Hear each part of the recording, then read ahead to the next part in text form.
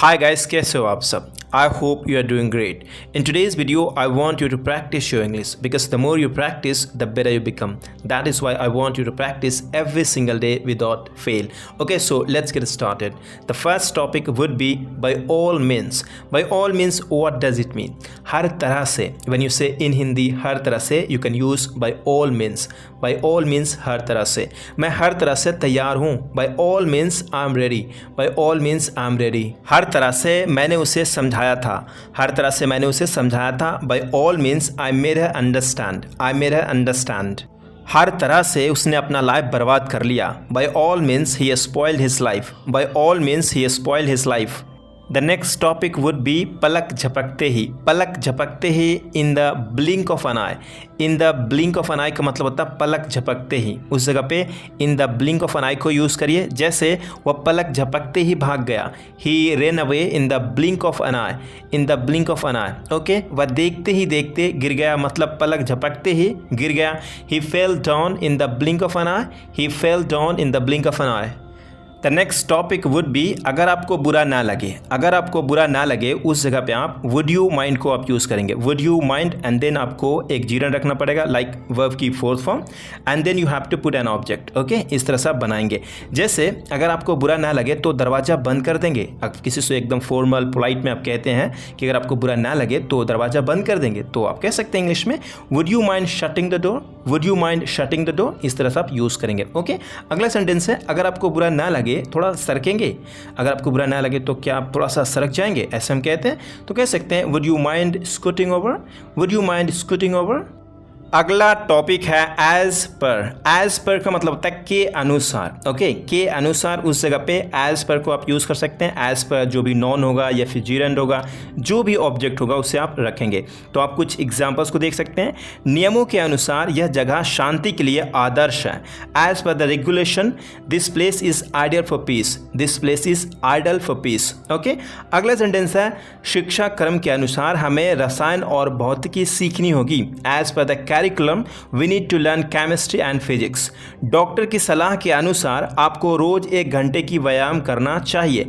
As per the doctor's advice you should exercise for 1 hour daily.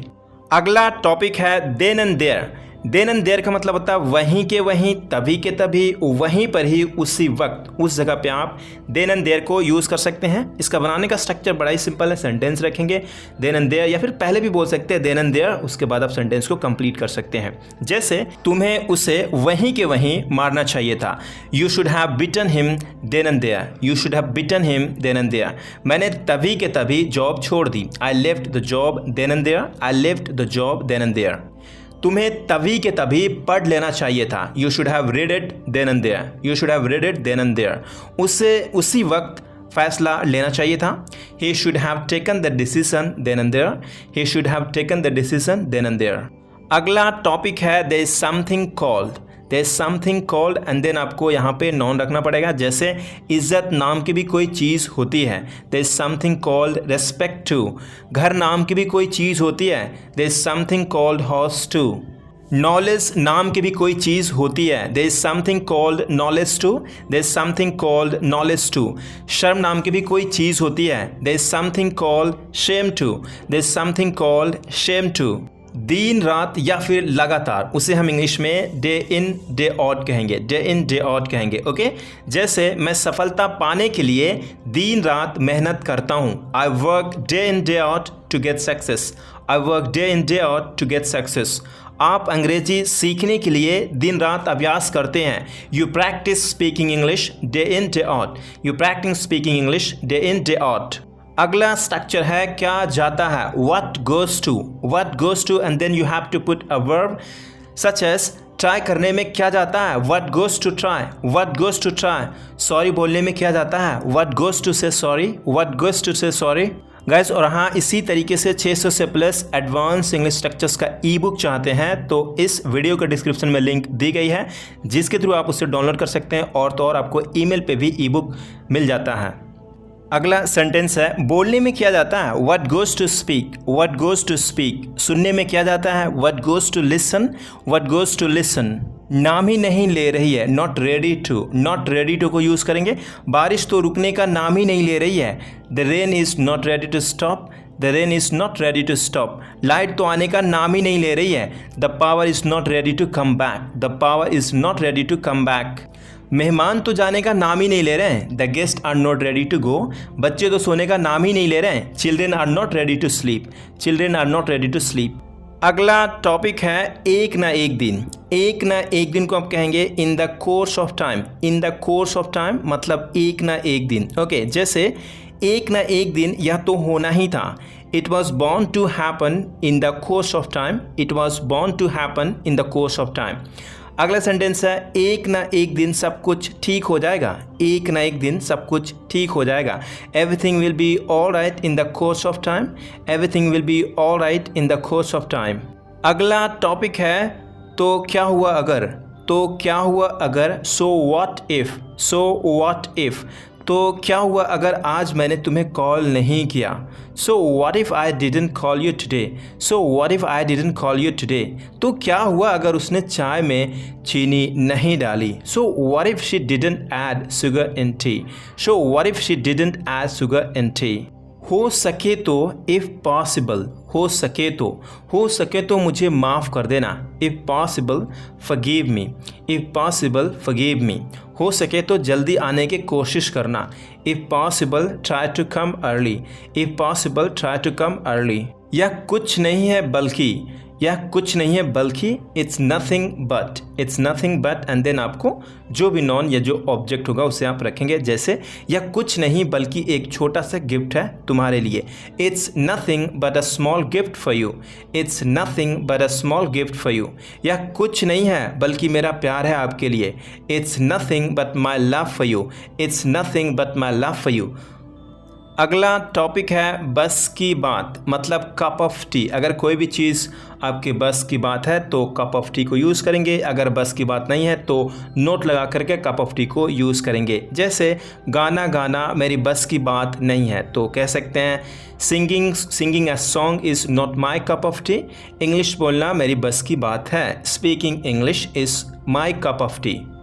अगला topic है बाएं हाथ का खेल। ओके, कई बार हम ऐसे कहते हैं चाय बनाना मेरे बाएं हाथ का खेल है, उस जगह पे अ पीस ऑफ केक को यूज़ करेंगे। जैसे making tea is a piece of cake for me, making tea is a piece of cake for me. Alright, अगला सेंटेंस है कार चलाना मेरे बाएं हाथ का खेल है। Driving a car is a piece of cake for me, driving a car is a piece of cake for me. अगला टॉपिक है अच्छा तो फिर एक काम करो। अच्छा तो फिर एक काम करो को आप इंग्लिश में कहेंगे okay then do one thing and then you have to move forward. Okay, आइए कुछ एग्जांपल्स देखते हैं। जैसे अच्छा तो फिर एक काम करो एक और दे दो, okay then do one thing give one more. अच्छा तो फिर एक काम करो मुझे कुछ पैसे दे दो, okay then do one thing give me some money, give me some money. अगला टॉपिक है अनइंटेंशनली। अनइंटेंशनली का मतलब होता है अनजाने में। ओके, उस जगह पे आप अनइंटेंशनली को यूज़ करेंगे। जैसे मैंने यह अनजाने में किया, I unintentionally did it, I unintentionally did it. मैंने अनजाने में उसे धक्का दिया, I unintentionally pushed him, I unintentionally pushed him. मैंने अनजाने में तुम्हें मारा, आई अनइंटेंशनली बीट यू। हमने अनजाने में नियम को तोड़े, we unintentionally broke the rules. अगला टॉपिक है जल्दी क्या है, what's the hurry, what's the hurry and then you have to put a sentence or you can move forward by using some other sentence as well. Okay, alright, see जल्दी क्या है मेरी बात सुनो, what's the hurry listen to me, what's the hurry listen to me. जल्दी क्या है उसे आने दो, what's the Hari let him come, what's the Hari let him come. मेरी मजबूरी है, इट्स माई कंपल्शन, मेरी मजबूरी है, इट्स माई कंपल्शन।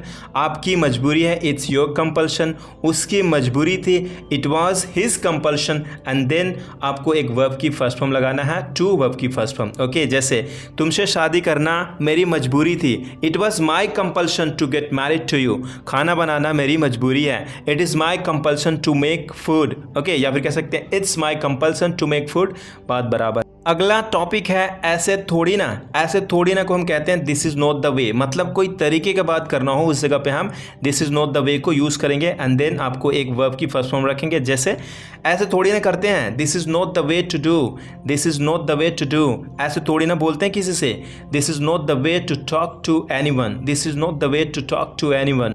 अगला टॉपिक है बिकॉज ऑफ। बिकॉज ऑफ का मतलब होता है के चक्कर में, उस जगह पे बिकॉज ऑफ को यूज़ करेंगे। जैसे परीक्षा के चक्कर में मैं सो नहीं सका, मैं सो नहीं पाया, कह सकते हैं I couldn't sleep because of exam, I couldn't sleep because of exam. बारिश के चक्कर में हम लेट हो गए, we got late because of the rain, we got late because of the rain.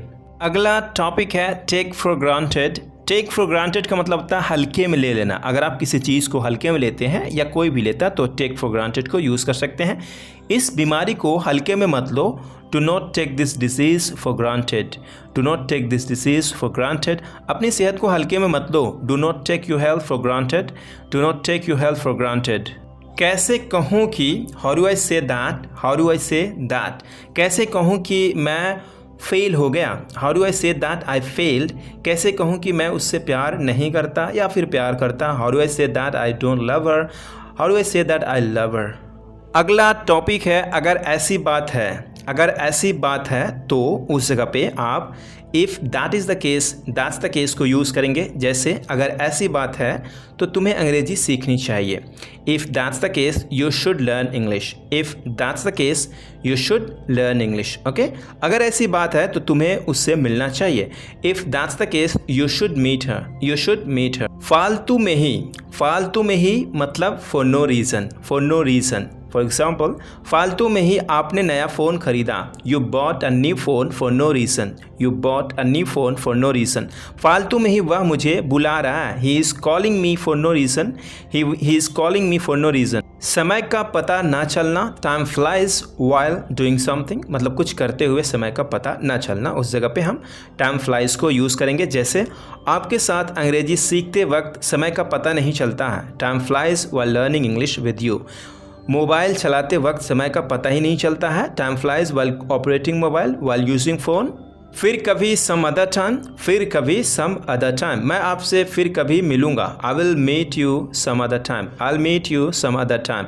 हम फिर कभी घूमने जाएंगे, we will go for a walk some other time, we will go for a walk some other time. मुझे क्या पता था, little did I no, मुझे क्या पता था कि वो पढ़ाई नहीं करेगा, little did I know that he wouldn't study, little did I know that he wouldn't study. मुझे क्या पता था कि तुम सो रहे हो, little did I know that you were sleeping, little did I know that you were sleeping.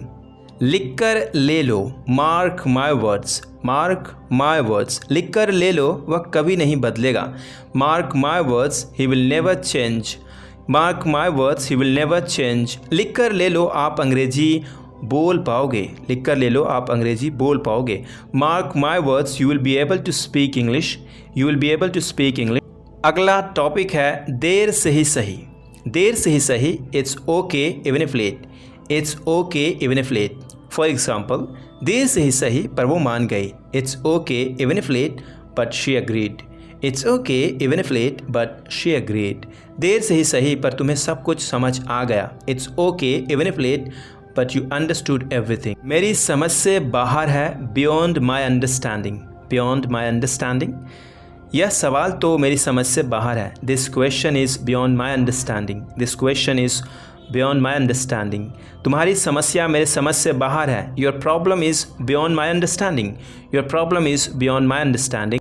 अगला टॉपिक है आपके कहने पर, एट या फिर on your instance, his instance. यहाँ पे आप चेंज कर सकते हैं। ओके, आपके कहने पर मैं यहाँ आया हूँ, I have come here on your instance. मैंने उसके कहने पर फ़ोन खरीदा, I bought a phone on his instance. मानना पड़ेगा, I have to admit, I have to admit. मानना पड़ेगा, मानना पड़ेगा, आपकी इंग्लिश बहुत अच्छी है, I have to admit your English is very good. मानना पड़ेगा, आप एक बहुत अच्छे टीचर हो, I have to admit you are a very good teacher. अगला टॉपिक है चलो मान लेते हैं, लेट्स से दैट। चलो मान लेते हैं कि मुझसे गलती हुई, let's say that I was at fault, let's say that I was at fault. चलो मान लेते हैं मैं गलत हूँ, let's say that I am wrong, let's say that I am wrong. अगला टॉपिक है डर से, for fear of. For fear of मतलब डर से। मेरे डर से उसने कुछ नहीं बोला। She didn't say anything for fear of me. She didn't say anything for fear of me. अपने पापा के डर से ही वह चुप रहा। She remain silent for fear of his father. अगला टॉपिक है सच कहूँ तो। सच कहूँ तो to be honest, to be honest. Okay, सच कहूँ तो आपका चैनल मेरा पसंदीदा चैनल है। To be honest your channel is my favourite channel. To be honest your channel is my favourite channel. अगला सेंटेंस है सच कहूँ तो आपका पढ़ाने का तरीका बहुत अच्छा है। To be honest your way of teaching is very good. To be honest your way of teaching is very good. बहुत अच्छा होना मतलब कि अप टू द मार्क, एकदम मतलब ठीक ठाक होना, उस जगह अप टू द मार्क को यूज़ करेंगे। तुम्हारे इस काम को करने का तरीका अच्छा है। Your way of doing this work is up to the mark मतलब ठीक ठाक है। तुम्हारे समझाने का तरीका अच्छा है। Your way of making somebody understand is up to the mark. अगला टॉपिक है डू प्लस वर्ब की फर्स्ट फॉर्म प्लस ऑब्जेक्ट। आप देखे होंगे इम्पेरेटिव में केवल आप एक वर्ब को यूज़ करते हैं, जैसे जाओ, गो, यहाँ से जाओ, गो फ्रॉम हेयर, ऐसे आप यूज़ करते हैं। अगर आपको उसी बात को थोड़ा जोर डालना हो, एम्फेसाइज करना हो, एम्फैटिक में बनाना हो, तो आप क्या करते हैं, डू गो फ्रॉम हेयर, मतलब यहाँ से जाओ, डू गो फ्रॉम हेयर। उसी तरीके से डू पहले लगाएंगे, उसके बाद वर्ब की फर्स्ट फॉर्म लगाते हैं। ओके, तो आइए कुछ एग्जाम्पल्स देख ही लेते हैं। ज़रूर दरवाज़ा खोलो मतलब खोलो, दरवाज़ा खोलो, थोड़ा एम्फेसाइज करें तो जरूर यहाँ पे लिख दिया है, ठीक है। Do open the door, do open the door ऐसे कहेंगे। जरूर अपनी पुस्तक को अभी पढ़ो। Do read your book now, do read your book now. जरूर यहाँ बैठो। Do sit here, do sit here. जरूर वहाँ जाओ। Do go there, do go there. जरूर यहाँ आओ। Do come here, do come here. जरूर आज आओ। Do come today. अगला टॉपिक है, आप ऑर्डर में ऐसे भी यूज़ करते हैं, गेट प्लस ऑब्जेक्ट, उसके बाद वर्ब की थर्ड फॉर्म, मतलब किसी से काम करवाने की बात करते हैं तो उस जगह पे आप ऐसे यूज़ करेंगे, जैसे कमरा साफ करवा दो, get the room cleaned, get the room cleaned. एक कमरा बनवा दो, get a room built, get a room built. पंखा मरम्मत करवा दो, get the fan repaired, get the fan repaired. खाना बनवा लो, get the food cooked, get the food cooked. Homework पूरा करवा लो, get the homework finished, get the homework finished. सब्जी कटवा लो, get the vegetable chopped, get the vegetable chopped. अगला गेट को आप इस तरह से कुछ यूज़ कर सकते हैं, जैसे मुझे एक पेन दिलवा दो, तो आप कह सकते हैं गेट मी अ पेन, गेट मी अ पेन। ओके, रिया को एक लैपटॉप दिलवा दो, गेट रिया अ लैपटॉप। उससे एक मोबाइल दिलवा दो, get him a mobile, get him a mobile. मुझे कुछ पैसे दिलवा दो, get me some money, get me some money. उसे एक कार दिलवा दो, get her a car, get her a car. Ram को चाय दिलवा दो, get Ram a cup of tea, get Ram a cup of tea. अगला टॉपिक है बाय प्लस वर्ब में आईएनजी लगाएंगे, मतलब जाकर, बाय गोइंग, वहाँ खेलकर, बाय प्लेइंग देयर, ऐसे आप यूज़ करेंगे बाय को, ठीक है। जैसे वह खाना खाकर ऑफिस गया, he went to the office by eating the food. हम लोग मैच जीतने के बाद घर आए, we came to house by winning the match. Rahul कड़ी मेहनत करके पैसे कमाता है, Rahul earns money by working hard. अगला टॉपिक है की प्लस वर्ब की फोर्थ फॉर्म। वर्ब की फोर्थ फॉर्म से पहले कोई लोग ऑन भी लगाते हैं, ऑन भी चलता है, लेकिन आजकल ऑन भी लोग नहीं लगाते हैं, बिना ऑन को आप यूज़ कर सकते हैं। जैसे लोग कहते हैं she keeps on laughing, but आप कहिए she keeps laughing, that would be okay as well, alright. वह हंसती रही, she kept laughing, she kept laughing. यह किताब पढ़ते रहो, keep reading this book, keep reading this book. मेहनत करते रहो, keep doing hard work, keep doing hard work. सीधे चलते रहो, keep walking straight, keep walking straight. वह हर समय सोता रहता है, he keeps sleeping every time, he keeps sleeping every time. यहाँ पे एस होगा, ओके। ये यहाँ आते रहते हैं, दे कीप कमिंग हेयर, ये यहाँ आते रहते हैं, दे कीप कमिंग हेयर।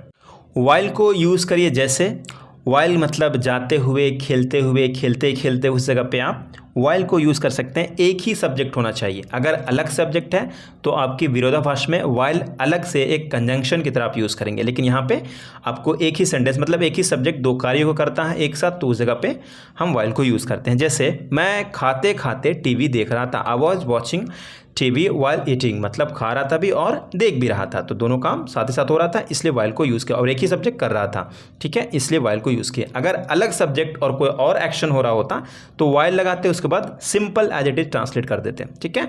अगला सेंटेंस है, अमन गाना सुनते सुनते दौड़ रहा है। Aman is running while listening to music। Priya खाना खाते खाते उससे बात कर रही है। Priya is talking to him while eating food। Priya is talking to him while eating food।